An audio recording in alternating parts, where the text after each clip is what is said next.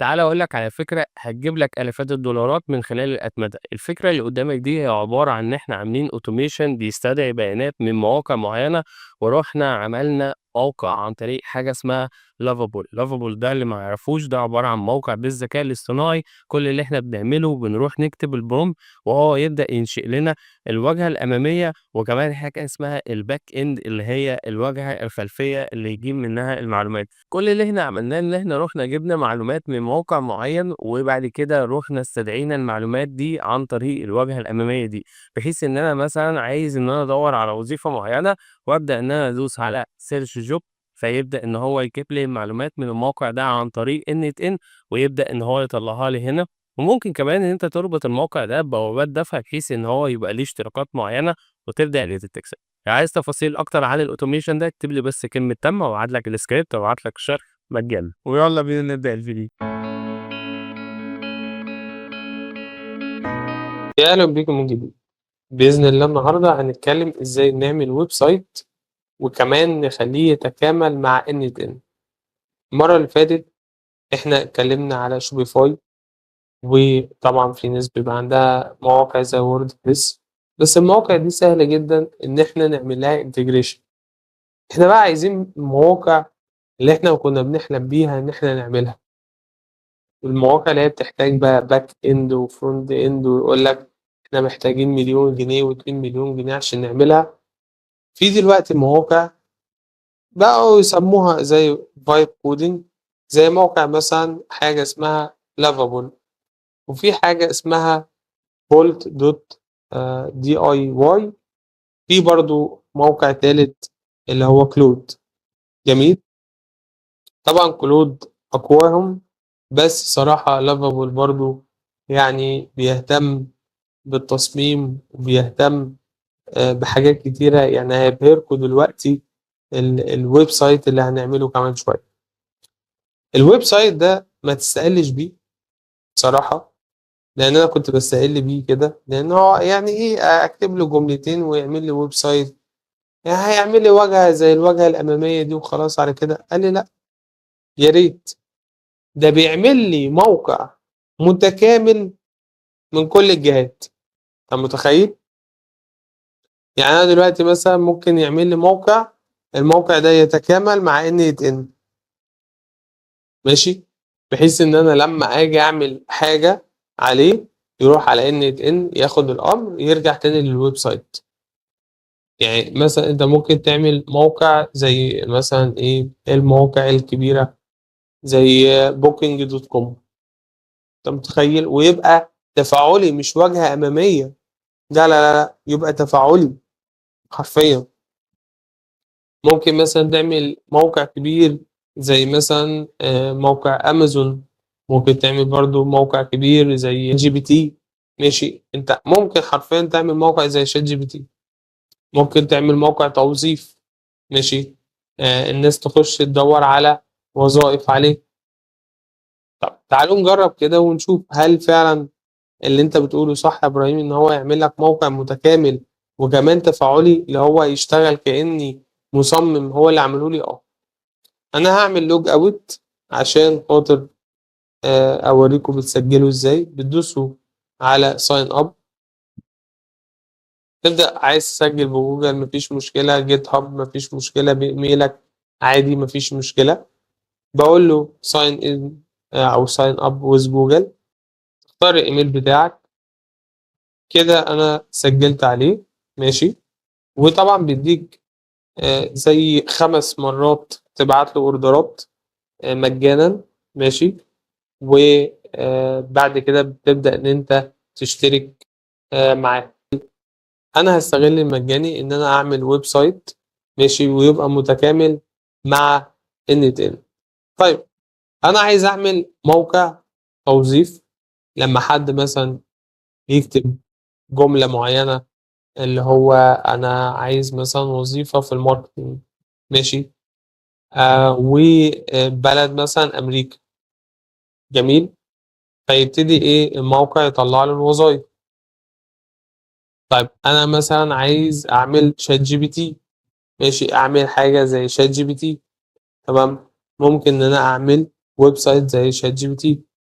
هقول له create ويب سايت لايك شات جي بي تي. ماشي كده انا بقول له ايه، ابدا اعمل لي ويب سايت زي. طب هو دلوقتي مش شات جي بي تي، مش احنا لما بنيجي نتكلم مع شات جي بي تي هو بيرد علينا صح؟ فانا محتاج ان انا اروح على ان اعمل ورك فلو. بيبقى عباره عن ايه الورك فلو ده؟ بيبقى عباره عن ويب هوك. ويب هوك ده يعني هيجيب الداتا من هنا من الويب سايت بتاعي.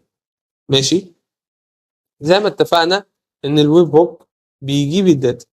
فلو كتبت هنا ويب هوك بالمنظر ده، هبدأ ان انا اقول له انا عايز ده من النوع بوست، يعني اشمل بقى ان هو يجيب الداتا بكميات كبيرة. وهات لي بعد اذنك الداتا عن طريق الويب هوك. ستارت ريسبوند تو ويب هوك. ماشي طيب حاجة تانية انا لازم اعملها ان انا بعمل حاجة اسمها ريسبوند تو ويب هوك. يعني ايه الكلام ده؟ اللي هي دي عبارة عن ان انا دلوقتي مش بكتب لشات جي بي تي انا عايز ايه. المفروض ان شات جي بي تي هيرد. طب ما انا عايز الرد ده يبقى على الويب سايت، الويب سايت بتاعي مش على ان. فبقول له ريسبوند تو ويب هوك وبقول له انا عايز كل الحاجات اللي هتطلع واديها بعد اذنك على الويب سايت. جميل جميل. طبعا انا هحط هنا في النص، لازم احط هنا في النص. ماشي زي زي اي اي ايجنت. ماشي بحيث ان هو يرد على عمر. بس خلينا نبتدي الاول كده. هو دلوقتي العميل هيكتب على الويب سايت بتاعي الطلب اللي هو عايزه من شات جي بي تي. الطلب هيروح على ان يتن من خلال الويب هوك. الويب هوك هيروح يرد. الرد اللي هيطلع من هنا هيروح على الويب سايت. تعالوا نشوف. هبدأ أكمل له and this is web hook integration with n8n. يعني ده عبارة عن خطاف هتجيب لي الداتا من، يعني العميل لما يكتب لك الرسالة وديها على طول على ايه، على n8n. خلاص واحدة واحدة هتلاقي نفسك بدأت ان انت تفهم الفكرة، بس ركز معايا بالله عليك. طيب بعد كده ماشي هقول له and this also respond أو response to webhook. نفس الكلام ده بس إيه response. تعالوا بقى ندوس publish ونشوف السحر. تعالوا كده هيبقى موقع متكامل دلوقتي. هسام لي الشاشة أهو نصين، نص عشان أتكلم معاه والنص التاني بقى هيطلع لي الملفات بتاعت الويب سايت. بصوا هنستنى بس كده. بدأ يكتب لي الأمر. ابتدي بقى الشغل. بدأ يعمل لي الألوان والستايل. ممكن أنا أتحكم برضو، خلي بالكم في الألوان. أقول له لا أنا عايزه ألوانه تبقى كذا، اللوجو بتاعه كذا، عايزه يبقى فوق في منيو. المنيو فيه 1 2 3 4. عايز الفوتر من تحت 1 2. الشكل يعمل إزاي. ممكن أجيب له شكل ويب سايت وأقول له أنا عايز يبقى شكل الويب سايت ده وهكذا. تمام. بدأ يكون لي الأكواد بتاعتي. طبعا هو مش بيعمل لي ملف واحد، لا ده بيعمل لي إيه، ملفات كتيرة جدا ومئات، ممكن نقول كمان آلاف الأكواد البرمجية. هنا في ايرور حصل زي ما انت شايف.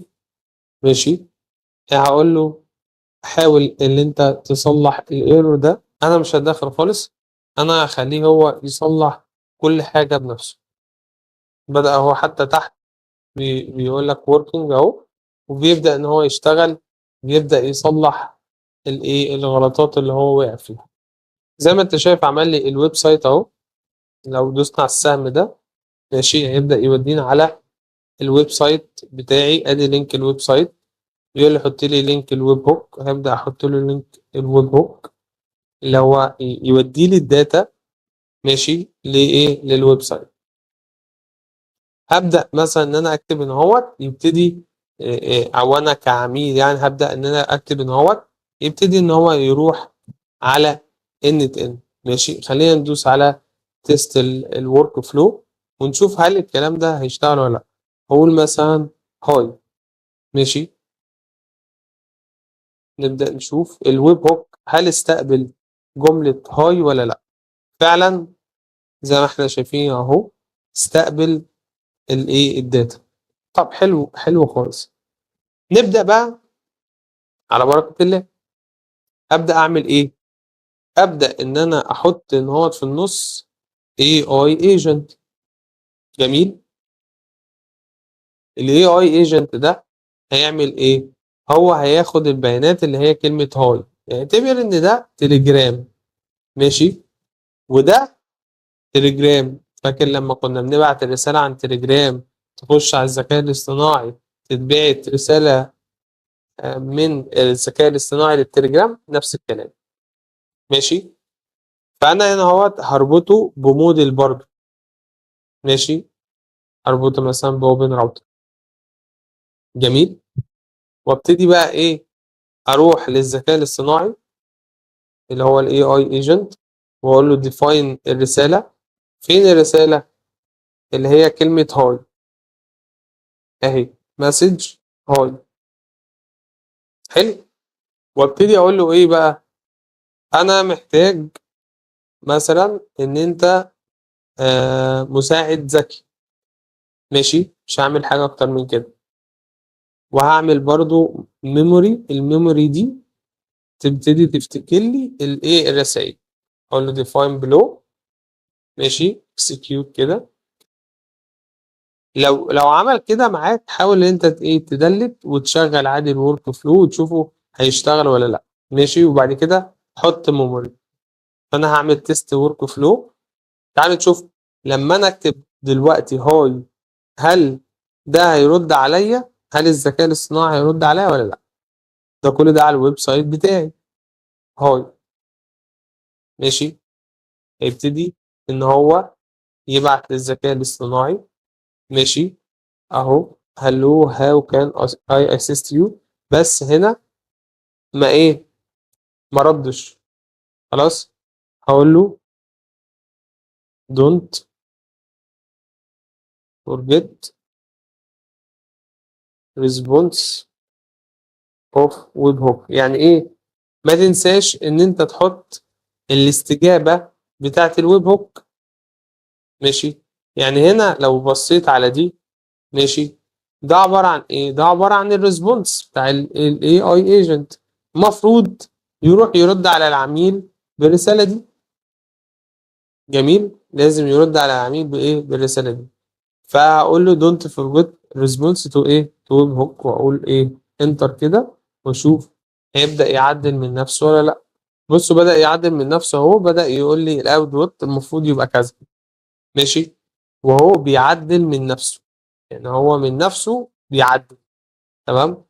طيب خلص هبتدي بقى اشوف بقى اجرب اعمل ريفرش كده للصفحة واجرب كده هل الريسبونس اشتغل ولا لا. خليني اعمل برضو تيست للورك فلو واقول له هلو، شوف بقى هيشتغل ولا لا. بدأ فعلا رد عليا اهو هلو هاو كان اي اسيست يو اللي هو ايه الريسبوند ماشي. الريسبوند ده تخيل بقى انا اي ورك فلو ماشي عايز اعمل له ويب سايت. يعني انا مثلا عامل ورك فلو للعقارات، يروح يتكلم مع السمسار العقاري ماشي. وبعد كده يروح يبعت ل ان يبدأ ان هو يجمع داتا العميل، يدور على جوجل على العقار، بعد كده يبعت له على الشات بتاعي ماشي وهكذا. فتخيل انت بقى مواقع قد كده انت ممكن تعملها من خلال لافابول بس ماشي. تروح بس تديله كلمتين، انا ما كتبتش غير كام جملة بس. انا عايزك تعمل لي موقع ده الويب هوك. خلي بالك في ايرور، عدل من الريسبونس، خلص الحوار. ماشي.